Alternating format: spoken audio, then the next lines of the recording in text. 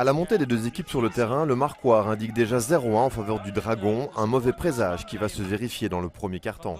Le Dragon ouvre le score sur son premier PC, belle combinaison des Anversois avec Shane Odonogwe à la conclusion, 100% d'efficacité pour les Anversois, même si par la suite, Thomas Brils oublie de faire le break pour les visiteurs. Ils ont pu marquer au moment où il fallait. Nous, on n'a malheureusement pas marqué nos occasions parce que ils ont eu un très bon gardien en face. Loïc Van Doren, le gardien du Dragon, sera un des grands bonhommes de la rencontre car il n'y en a que pour le Racing dans le deuxième quart-temps.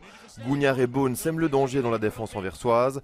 À la demi-heure, les Bruxellois héritent de leur premier PC, mais ni Beaune ni Gougnard ne parviennent à tromper la vigilance de l'excellent Loïc Van Doren. Le scénario est identique dans le troisième quart-temps. Rikli est tout près de l'égalisation sur ce centre-tir. La balle roule devant la ligne avant d'être dégagée par Loïc Van Doren.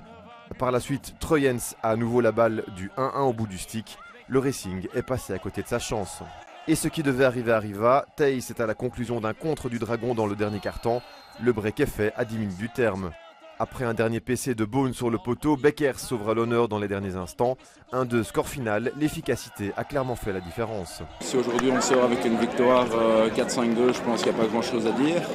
Malheureusement on n'a pas réussi à mettre nos occasions au fond.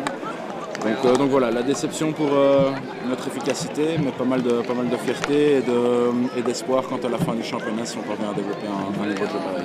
Le Dragon est assuré de terminer la phase classique à la première place, un signal fort que les Anversois envoient à leurs concurrents à l'approche des playoffs.